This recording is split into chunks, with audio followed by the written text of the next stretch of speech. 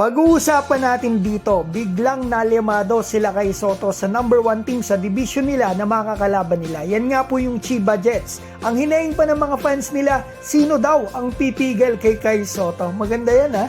At pag-uusapan din natin ang sinabi ni Coach Ansay kay Kai na pareho po pala ng sinabi ng dalawang coach na humawak din kay Kai Soto. Simulan po natin dito sa sinabi ni Coach Ansay sa press con after ng Game 2 nila dito sa Kawasaki. Ito po yung sinabi niya about dito kay Kai Soto. Wala daw po masyadong player na nakakagalaw ng ganyan sa ganyang height. Sa palagay daw po niya ay ilan lang ang player na kayang tumira ng ganyang kaganda o mag-fake, umatake at dumakdak. At sabi naman po ni Coach Tim Cone, he is playing that wing position.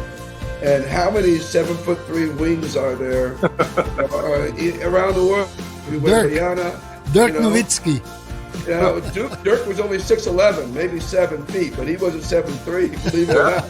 You know, I mean, sabi naman po ng isa pang coach na humawak kay Kai, Jeremiah Boswell, na ito po ngayon ay assistant coach dito sa Orlando Magic. Ito, sinabi niya, there aren't many 7'2" people in the world. There definitely aren't many doing this.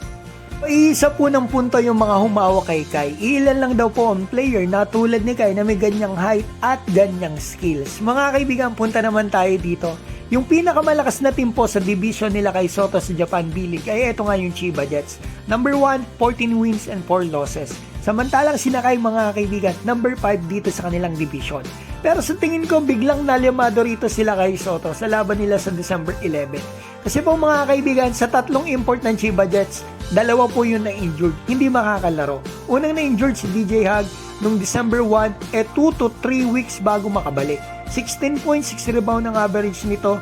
Ang pangalawa yung si John Mooney, number 1 rebounder dito sa B-League. Pinasok na to sa injury list mga kaibigan, January pa ang balik. 14 points and 12 rebounds ang average nito. So saan hahanapin ng Chiba Jets ang 30 points, 18 rebounds ng dalawang yan? Pero mga kaibigan, kumuha sila ng replacement import. Si Jonathan Williams, na dating NBA player na nakalaban na rin ni Kai dito last season. At andito rin yung Yuta Watanabe at Togashi. Kaya kahit tingin ko mga kaibigan limado sila Kai, ay syempre mga kaibigan bilog pa rin ang bola kahit undersized etong Chiba Jets. At akalaan nyo po mga kaibigan, nakita ko ang mga post ng Chiba Jets fans. Ang concern nila ay sino ang pipigil kay Kai Soto. Eto mga kaibigan, basahin nyo pong mabuti, translated na po ito. Talaga nakakatuwa itong mga post ng mga Japanese sa Twitter. Kasi mga kaibigan, isipin niyo yung ating kababayan na si Kai ay talagang pinoproblema ng mga fans na makakalaban niya. So ito mga kaibigan, pagkakataon ito para sa akin, para makabati ako. Shoutout ko po pala si Amazing Nature na nasa UAE, Cyril Bales, Ferdinand Madamba, ito Arthur Publico, Edith Doromal, Lisenia, Filipino Official, Jovil, Kamikasi, Rinabella Sotes, Papa ni Maris at Jonathan Bermudez. Mga kaibigan, maraming salamat po.